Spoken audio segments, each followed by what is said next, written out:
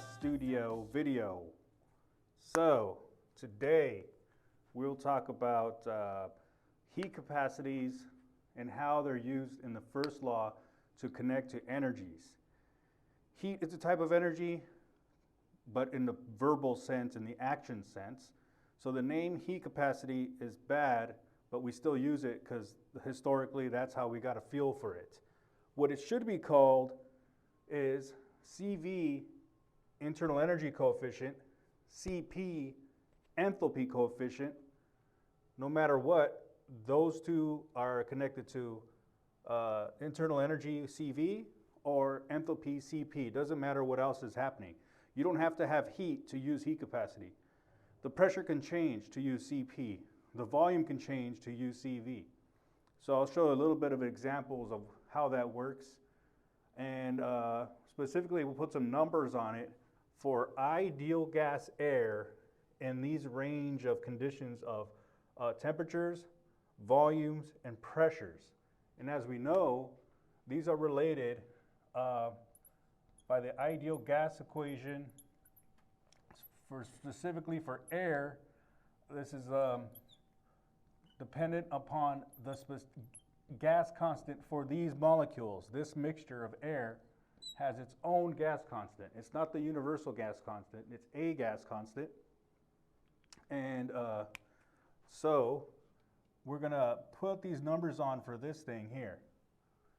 And if we were to calculate out the function of how temperature changes as the volume changes, we also need to keep track of the pressure effects. So let's say, let's have a function here of temperature as a function of volume. So this is the x-coordinate volume that changes temperature. It also depends on pressure, but let's just say at some given pressure, like temperature would be the temperature, whatever the pressure is, times the volume over the ideal gas constant. And then T, RV, yeah, PV, it's this linear function here. Then, let's say, if we were to keep the pressure constant always the same, and then let the volume to increase, so for a fixed pressure, the volume would increase. If we were to fix it, for example, at 200 kilopascals. So let's fix the pressure to be 100 and 200 kilopascals. It will follow a straight line according to that equation of the line there. It'll go all the way to something like these numbers here. So that would be, this line would be P equals 200 kilopascals. It's the same across this whole line. And as the volume changes, the temperature has to change according to the ideal gas equation. Similarly, if we were to go to a lower pressure, that would bring this line over here for this range of conditions. So at a lower pressure, starting from 300 Kelvin, you would be something like this. Starting from 300 Kelvin and going, spanning this range, it'll be something like this. So this would be 100 kilopascals. This would be a constant pressure line, and if we go to 150 kilopascals, it'll look something like this. 150, let's say something like this. That's what this line would look like.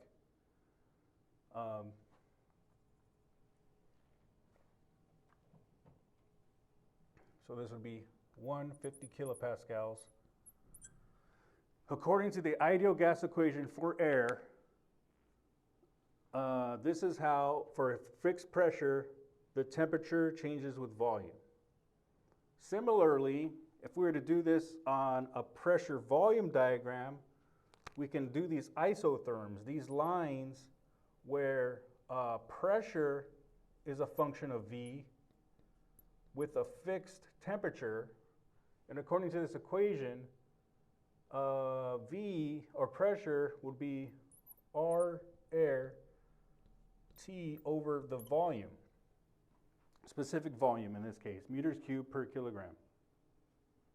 And then if we were to draw those lines out, let's say for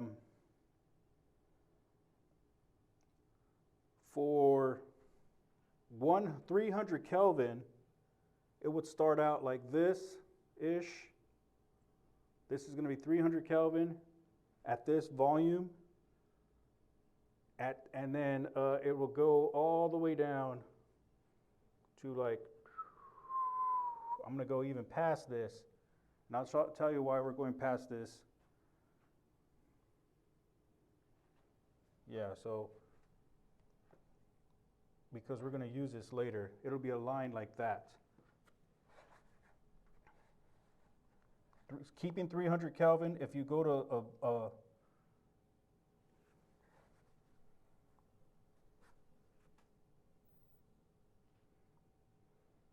this isotherm, will look something like that. So this would be T equals 300 Kelvin across this whole line, and the pressure would change at this constant temperature as this volume changes like this. So increasing temperature would bring these plots this way. It would be something like this. This would be 600 Kelvin. And then somewhere in between, I guess 450 Kelvin would be like this. And it's not a line, it's 1 over V. This is a function of some constant over V, the constant being the constant temperature times the ideal gas constant. So these are isotherms of how the pressure would change with volume at a constant temperature. Okay. So this is how the ideal gas behaves for air. That is 0.287 meters, 0.287 kilojoules per kilogram Kelvin. That results in these numbers here. Okay, so if we were to undergo a process bringing us from some initial state to a final state, we can use the ideal gas equation, we can use the first law of thermodynamics to keep track of what's going on in terms of energy levels, energy transfers of work and heat, and parameters such as pressure, temperature, and volume. Those are all useful depending on the situation, and the root of this all is the conservation of energy plus this concept of first law, which brings you from an initial state to a final state. And then something happens in between to change it. So let's think we're going to do a process from going from low temperature to a higher temperature of this ideal gas, and have two different pathways of how that can be done. So let's say our state 1 is going to be here at 300 Kelvin and 150 kilopascals. So state 1, it's going to be T1 equals 300 Kelvin. That's this dot here. V1 is, according to this plot here, hopefully I drew it reasonably to scale. It's going to be 0.574 meters cubed per kilogram. That's how ideal gas would be. And here, P1 is going to be 150 kilopascals. So that's state 1. Then we're going to bring it to a second state of higher temperature, but the pressure is going to be the same. So let's call this state 2. Here, of course, P2 equals P1, 150 Kelvin, 150 kilopascals. But if we look on this plot here, T2 becomes 300 Kelvin if you bring the volume all the way up to something less dense than this, which is 1.148 meters cubed per kilogram. So that's our process. Somehow we got from this lower temperature state to this higher temperature state at constant pressure. Meaning I'm not at the pressure, if we took this pathway as a matter of fact, so let's say on this isobar, we follow this isobar. So one possible possibility is that we went all the way to, let's call it path A, is keeping a constant pressure throughout this change. But as a matter of fact, we can take any infinite amount of pathways. We can go in a circle on this diagram, half semicircle, bringing us to path A. We can go backwards, forwards, up and down, bringing us, not pathway, but a different path going from 1 to 2. In any different combinations, we can zigzag across to go end up at state 2. Or let's try a different path, a second path, and see what happens if, alternatively, to get to state 2, we would go at a constant temperature branch. Let's take 2 legs. Constant temperature, stopping at the right volume, stopping at volume 2. So let's say here, this would be some intermediate state D diversion, some diversion from our track. What is other ways of saying that? I don't know. Let's divert our pathway. Instead of a direct path using this isobar, we'll go to an isotherm here, stop at the 1.148, then take a second leg, which is an isochoric. So go from some intermediate 1 to D process, and then finish to go to state 2, going from D to 2. So instead of going from direct from 1 to 2 on this isobar, it'll go from 1 to D, and then from D to 2, those being isothermal, then isochoric. What's going to happen? Let's analyze this in terms of the first law and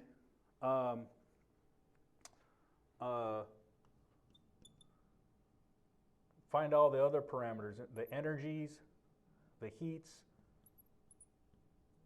and the internal, using heat capacities and such. So here's these functions, these isotherms, meaning the temperature is fixed on each of these lines. This is 1 over V function.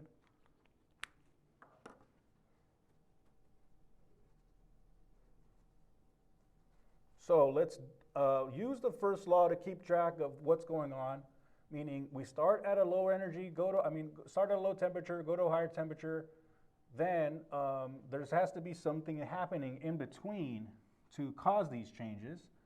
We're going to use the ideal gas, and in many useful processes, what's happening is simply Q minus W. We won't worry about any other possible things. So let's write the first law in terms of Q, heat and work transfers. And let's start on path B first. So path B, instead of using the isobar to go directly from 1 to 2, we have this intermediate state D. So for path B,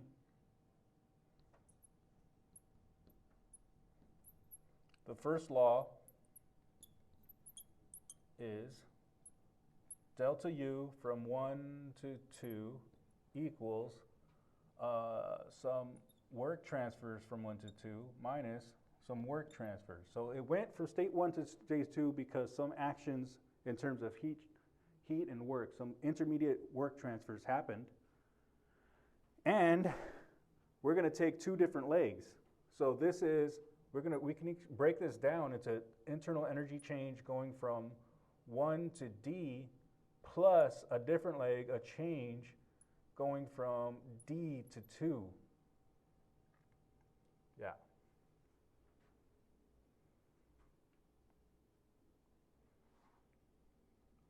Okay. So this same thing applies to these Q's and W's. So let's break this down into going from isothermal path. Let's try a different color here. Isothermal going path 1 to D. That would be also the first law, focusing on going from 1 to D. That has to be balanced out by going the heat transfers from 1 to D and the work transfers from 1 to D. So if we were to use here, assume ideal gas,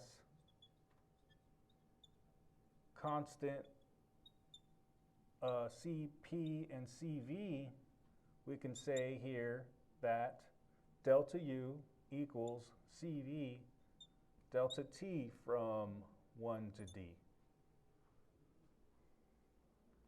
If this is isothermal, is this focusing?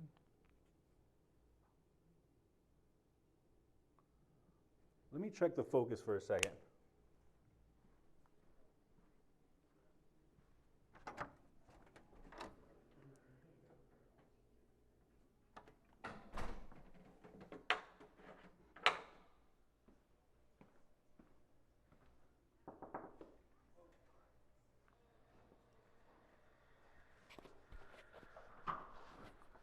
Hi, is it me or is it not focused on the lettering?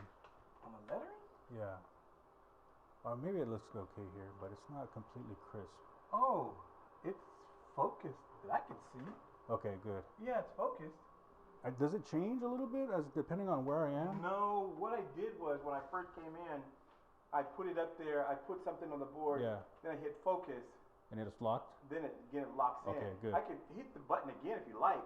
I think it looks okay from here. For some reason on the screen it's a little bit fuzzy, but Yeah. Yeah. It looks, if I'm close to it, it looks fine. yeah. Okay, thank you very much. Just checking. I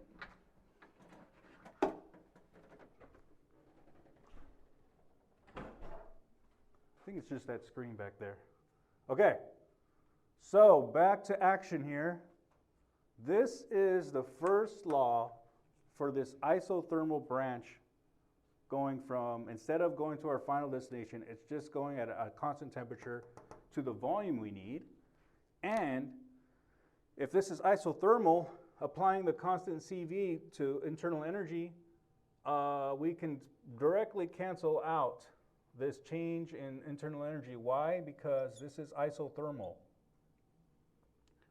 Because delta T equals 0. Equals 0. Delta T equals 0. That's why we can cancel that out. So that means in this isothermal situation, the heat transfer that happens has to balance out with the work transfer that happens. And remembering from isothermal, if we apply ideal gas in an isothermal, this is the ideal gas of air times whatever that temperature is, times the ratio in this natural log here between the volume change. And this volume change, it's the V1 and VD, which happens to be the final volume we're going to end up on anyway. Okay, so that's that. Now let's do the first law on the constant volume, also known as the isochoric process, going from D to 2. The change in internal energy there, delta U going from T to 2 equals the heat transfer going from D to 2 minus the work transfer going from D to 2. And again, this is a constant CV process we're assuming. This will be CV delta T going from D to 2. All right. So in this case, what's going to cancel out is the work. Why? Because delta V equals 0 in this case. So there's no change in the boundaries. So the work's going to 0. So in this case, the only things that's left is the heat transfer going from D to 2 has to balance out with this CV delta T. Okay. So here's how these first laws balance out, now focusing on each of these at a time. So for internal energy, going from this diversion pathway, this 1D, D2, internal energy, delta U from 1 to 2 has two different legs, 1 to D plus delta U of D to 2. As we found from the first law, in the first leg, this equals 0. So this is 0 plus delta U going from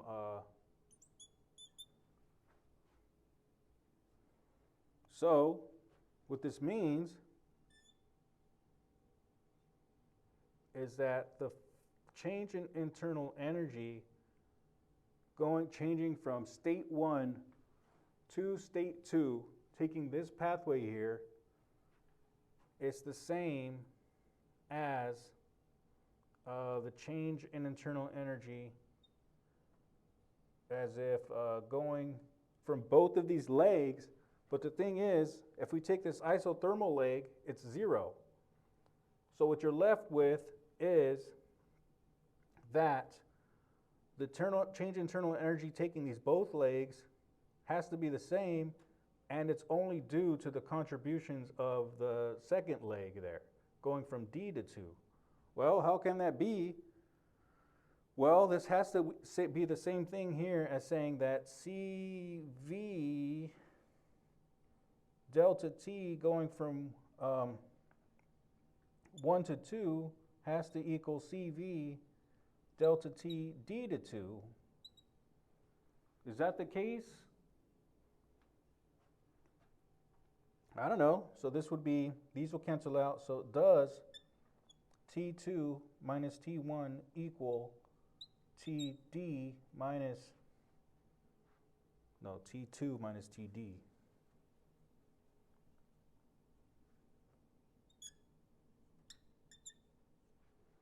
So in other words, is T1 TD? Yes, it's isothermal. Yes, why? Check. Why? Because T1 equals TD. This is an isothermal leg we took. So this makes sense. This is a verification of a concept, a nice physical concept that we should remember, that this is path independent. That if we're trying to find the internal energy change from one state to the other state, all it is saying what is U2 minus U1. It actually doesn't care what happens in between, because you only care about those same endpoints, U2 and U1. If they begin at the same point and end at the same point, it's going to have the same U2 minus U1. And that's verified here. And you can come up with any infinite combinations. You should always get the fact that it doesn't matter what happens in between. You're always going to get the same U2 minus U1. And that's what happened here. Okay, so what about the other energies that are happening? So by the first law, by changing energy state from 1 to 2, you have to balance that out with heat and work transfers happening in between. So let's, now we can put some numbers on that. So moving beyond from internal energy, let's look at what happens to the heat transfer.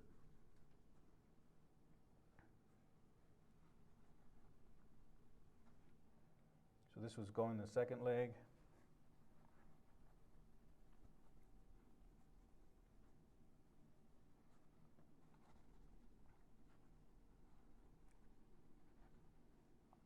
So what we did in this path B, it had two different legs. Here's the isochoric path. Oh yeah, notice another thing here. This is an isochoric path. Okay, we use constant volume heat capacity. That's where the name comes from.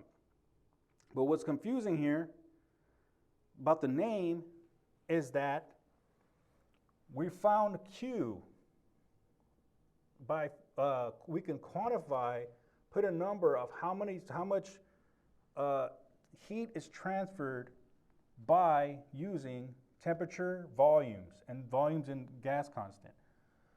We can find heat transfer without the heat capacity.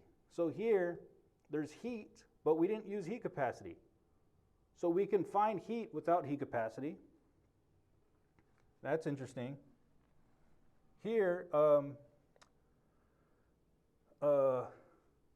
heat, there's no heat capacity effect. CV delta T, this term is 0, but we can still find heat. So heat capacity is a horrible name because you don't need heat to use it, and the volume can change, and it still has heat capacity. Here the volume change, but there's still heat. So, okay, let's put some numbers on here. So from path B, the heat transfer, the actions of heat that happened in path B is Q from 1 to 2 for path B. That's a contribution of the first leg plus the contributions of the second leg. And what we found is that this is the first leg. It's just this work term balanced with the work, which is RT ln VD over V1. Then here, the second leg, it's CV delta T going from D to 2. So I could have fit it in there. CV D to 2.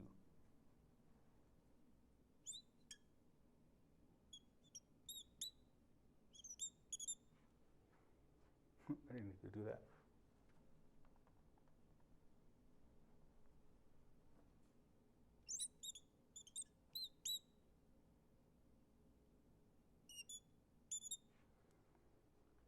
So it has two legs. This is what happens on the first leg, isothermal, 300 Kelvin, and we know these volumes.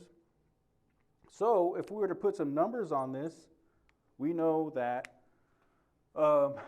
the ideal gas constant here, R, is 0.287 for air, kilojoules per kilograms of air Kelvin. We can plug that in here. And then temperature is 300 Kelvin. And this leg here, this is 300 Kelvin. The volume here, the point of this leg was to, at constant temperature, reach our final volume. That final volume is 1.148, starting from a volume of 0.574. So we have enough to solve this isothermal leg heat transfer. Then we know the change in temperature is going from isothermal 300 leg going, and then now at constant volume increasing to 600 Kelvin. Oh, I made a mistake here. This should be 600 Kelvin. Sorry, this is 600 here. Higher temperature. So the final temperature is 600 Kelvin. So we know everything here, and if we plug in the numbers, we should get that 275 kilojoules per kilogram. That's the energy of 1 to 2 following path B.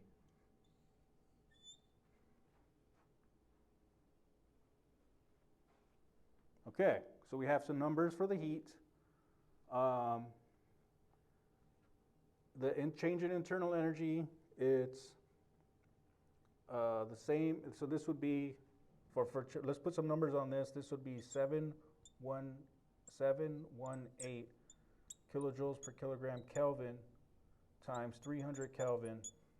This would be, I have that number, 215.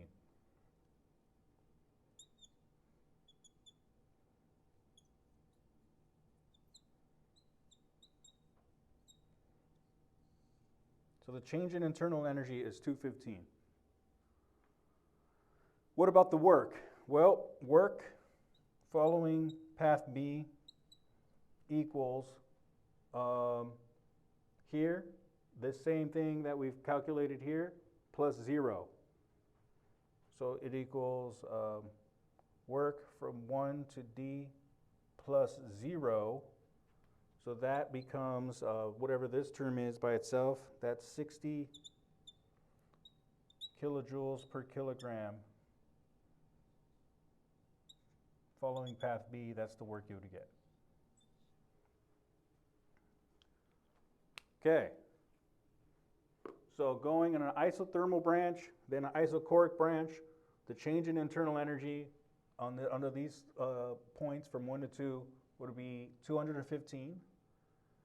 Then the heat going from here to there would be having 2 steps. That would give you 275 of heat transfer to go from this to there following these 2 branches. Secondly, the work transfer would be 60 kilojoules per kilogram at isothermal conditions to increase the volume like this. But there's no more work involved because the boundary doesn't change anymore, the volume doesn't change anymore. That's only one contribution of work right there. Okay. So that's path B. That's what would happen in terms of these energy changes. Same energy would apply to both. Why? Because it's only about, under this assumption, 600 Kelvin minus 300 Kelvin. Because those are the two, there's no work, there's no CV contribution here. It's only going from 300 to 600. So it's the same for both pathways. Okay, let's go into more details on path A now. So instead of going under this 2 branches, it's just going to be a direct pathway from 1 to 2, but at constant pressure. That's mapped out on this 150 kilopascals line here. Constant pressure, specifically 150 kilopascals.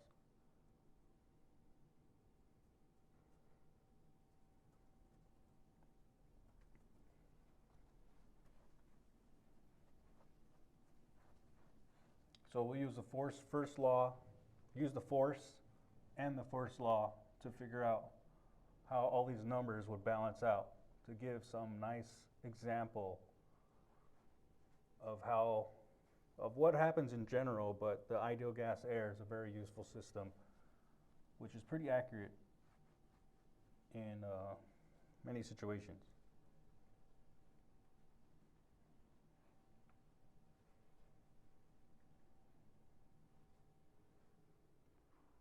Okay, so let's follow now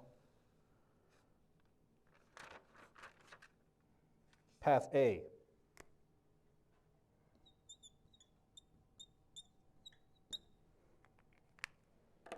Path A, this would be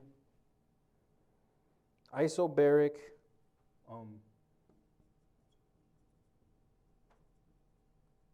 ideal gas, constant CP, CV. So, writing the first law for that situation, this will be the change in internal energy from 1 to 2 following path A equals the change of the heat transfer going from 1 to 2 following path A minus the work transfer from 1 to 2 following path A. Again, it doesn't matter if the volume changes or not, doesn't matter if the pressure changes or not. You could always say delta U is the integral of CV dt, or in the case of constant CVs,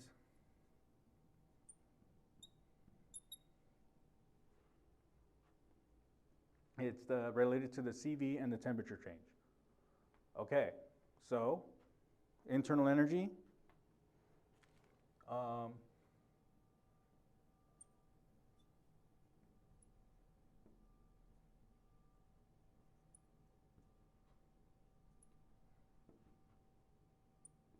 Again, it's the same temperature change, 300, 600 minus 300. So this would be a path independent. We've already found this.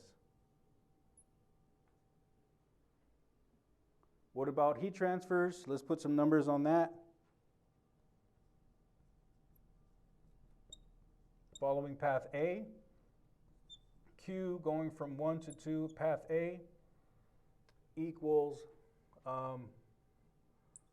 delta U plus work, bringing work this side, 1 to 2, path A. Well, if this is isobaric,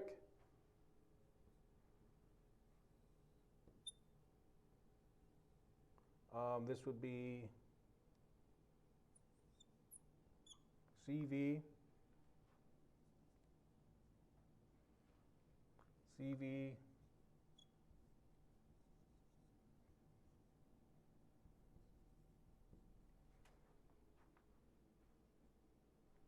so I like this blue pen, but it's not behaving. So let's continue this equation. So isobaric, hopefully you guys have known what I'm going to write by now.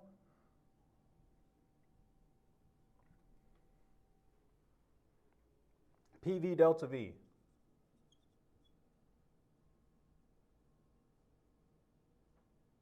That's funny. PV delta V.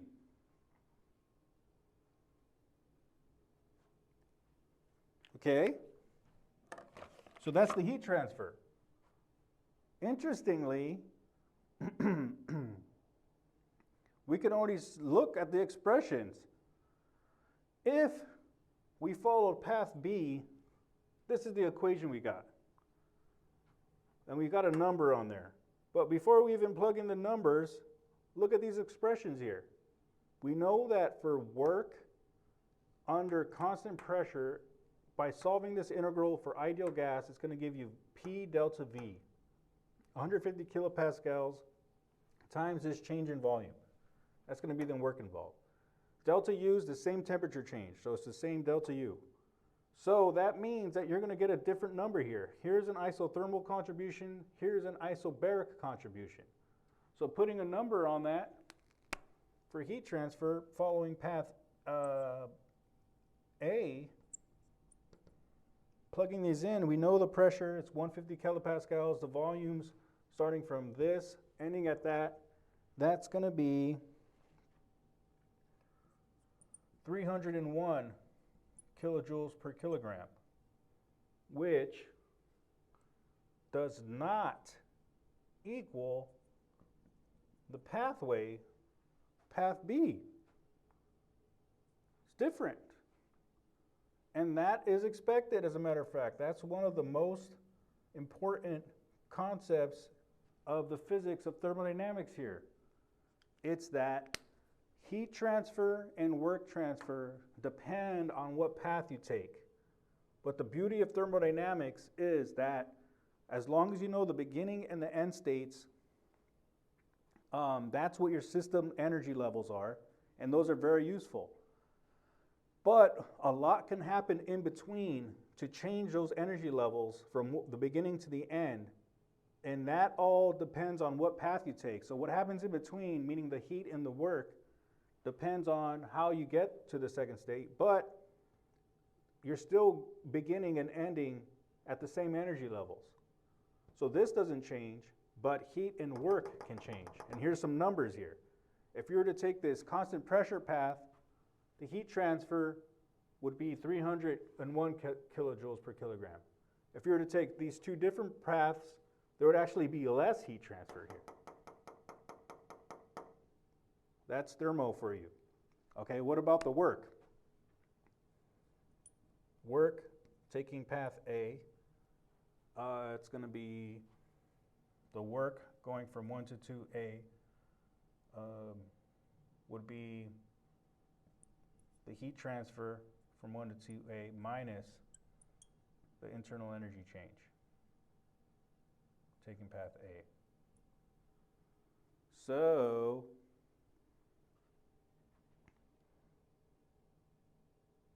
oh, yeah, well, We don't even need to do that. We can just say, that's true, but that'll just give us the same answer. But as we remember, for isobaric, this is going to be P delta V going from 1 to 2A. So we know all of those numbers. We found it. We already plugged those in here, but let's plug them in more by isolated here. That would be 86 kilojoules per Kelvin, which does not equal the work following path B,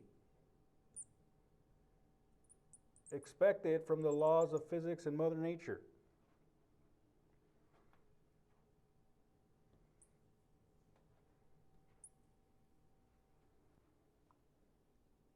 So this is one illustration putting numbers on it.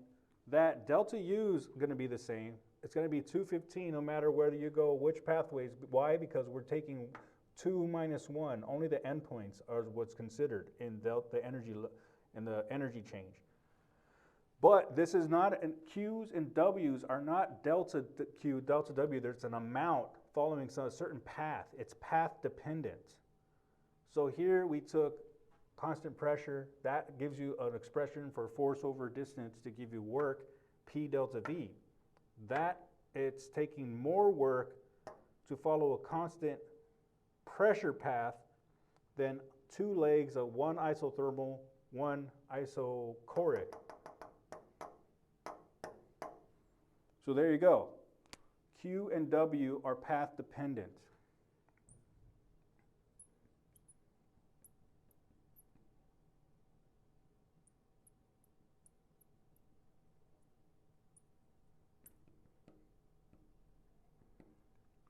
Delta U is path independent. So there's some numbers. That's the theory. It's that delta U's and change in energy levels, change in pressure levels. If we were to find delta V, what is delta V going from state 1 to state 2? It doesn't matter what happened in between. You're still going to start here and end here. It's the same delta V. Delta T, doesn't matter where you get all the way in between here, you're still going to start here and end here. Delta P, doesn't matter, you're still going to start here and end here, which happens to be that constant pressure line. So if we were to look at this here, what we're doing is following this isobar on the pressure volume diagram, going on a straight horizontal on this diagram from 300, this would be state 1. That's how I would look to go to state 2. This would be path A here.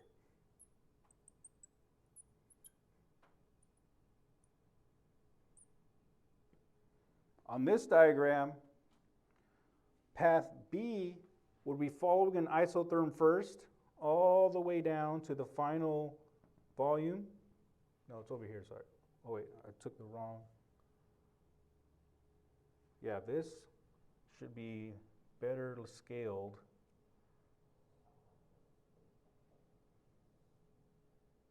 Should be here.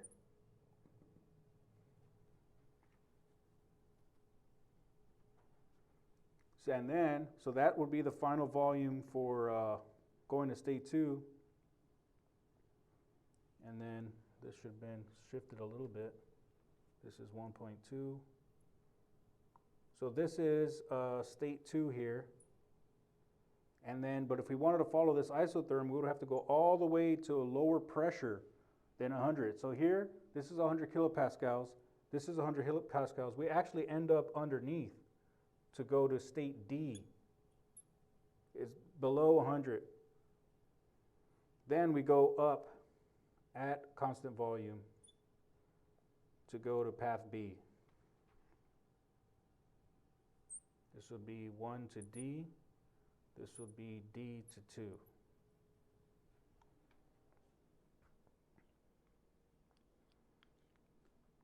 So that's what we did, and it turns out you get more work to go from state 1 to go to path A,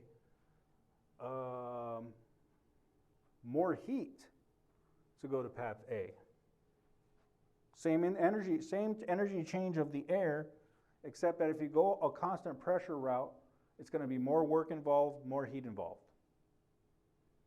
Interesting. That's how it is. That's, it just depends on the path for heat and work. And the same energy change states from 1 to 2.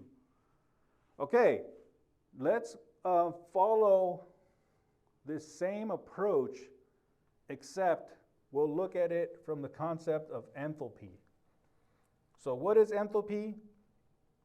I like to think about it as basically internal energy change, except that it's useful to use enthalpy instead of internal energy change in certain cases.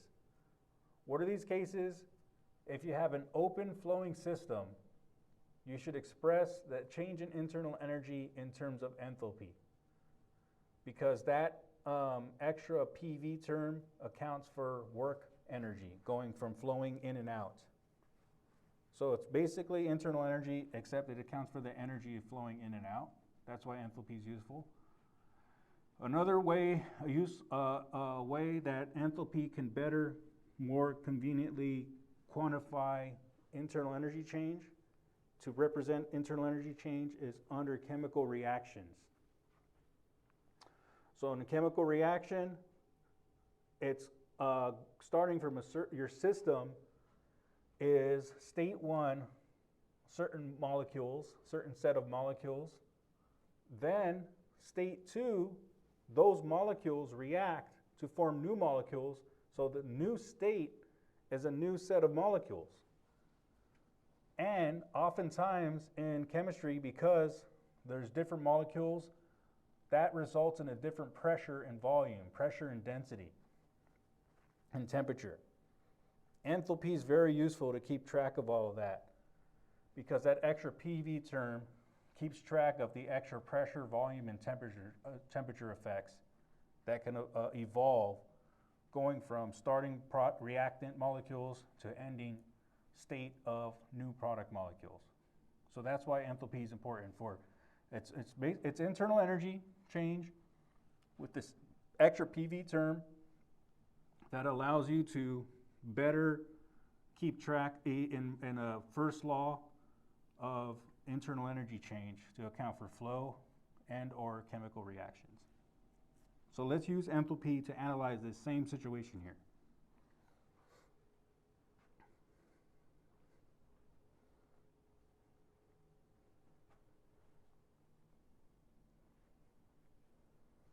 Okay, so using enthalpy.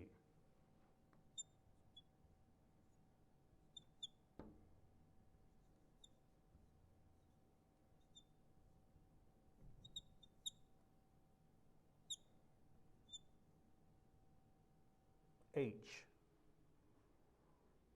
Okay, so following path A,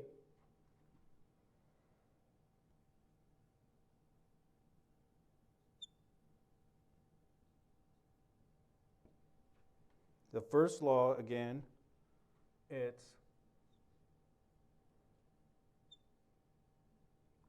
change in internal energy going from state 1 to state 2 following path A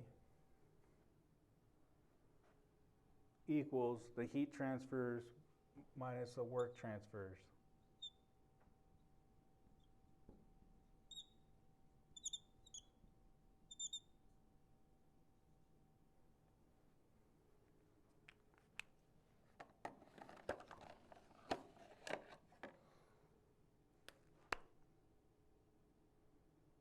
Okay, so let's plug in the definition of enthalpy here. By definition, the change in enthalpy is this change in internal energy plus this extra PV term.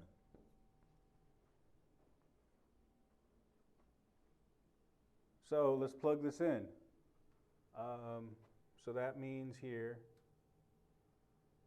delta U would be H minus PV, so delta H12 following A minus P delta PV 1 to 2A, that's here, equals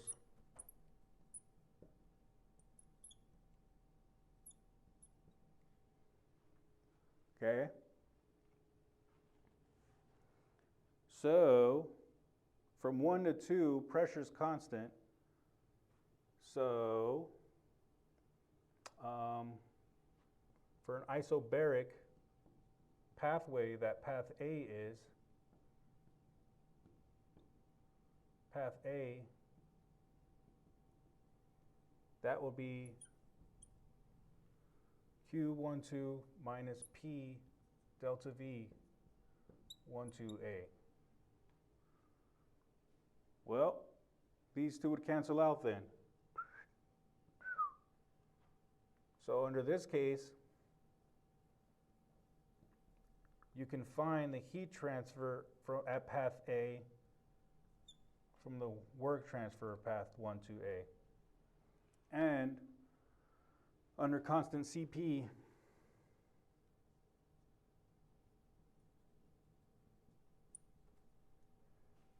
this would be CP delta T.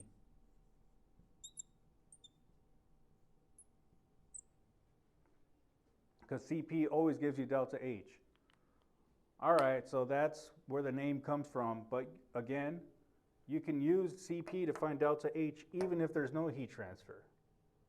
It should be should be the enthalpy coefficient. Here's one reason why the name comes from historical one case, this specific case.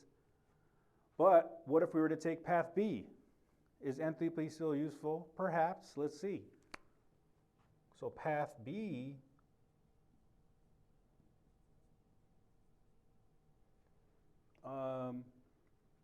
let's start with internal energy, because that's what enthalpy is keeping track of. Internal energy plus this extra PV term. So going from 1 to 2, taking path B, this would be 2 legs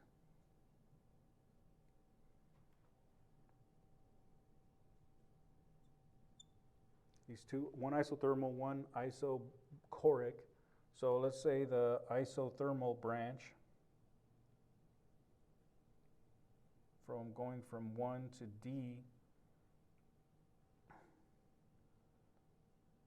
delta U, let's go ahead and plug in. Going from 1 to D, plug in this definition here.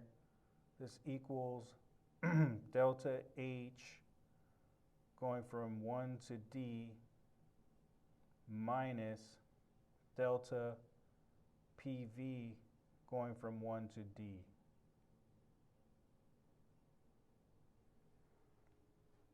Okay, isothermal. Again, the assumptions that we've been applying, it's ideal gas, constant CP, CV. Constant CP, CV. Okay, so plugging those two assumptions in, that will give you CP delta T going from 1 to D minus PV. But let's use the ideal gas equation. If we plug this into the ideal gas equation, that becomes R delta T, specifically 1 to D on this path, branch of the pathway. So that's ideal gas. Well, what we see here is under isothermal conditions for an ideal gas, you can plug in this RT for the PV component here. And this means that on the isothermal case, both internal energy and enthalpy are 0. So delta H is 0, and this internal energy is 0 for both.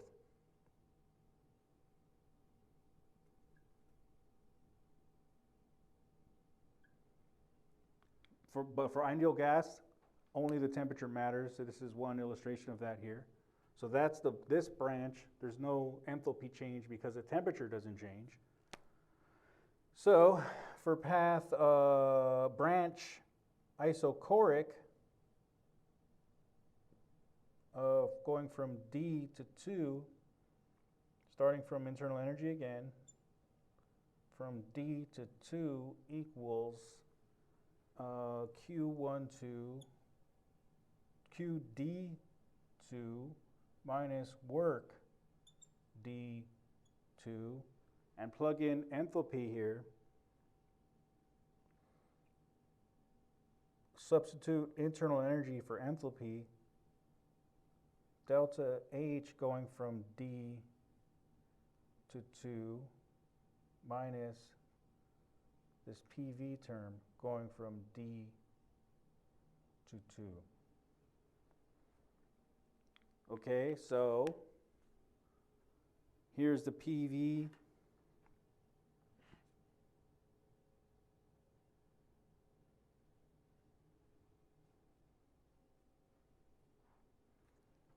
Okay, so we can isolate PV here.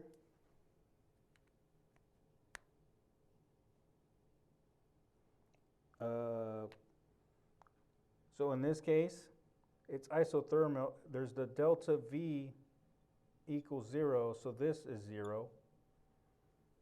So that gives you only heat transfer involved.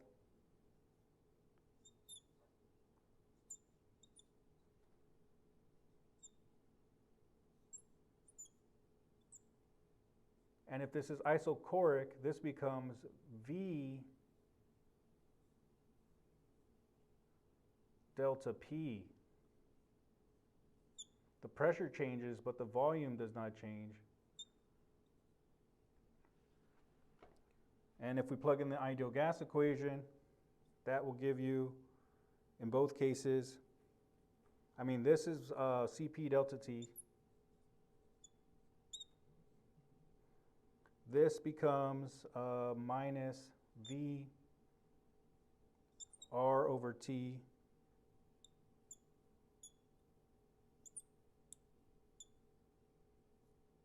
this all cancels out here. So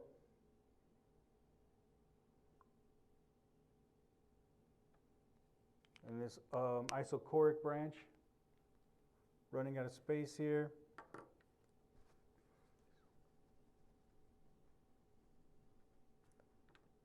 this would be Q from D to 2 equals Cp delta T minus R delta T.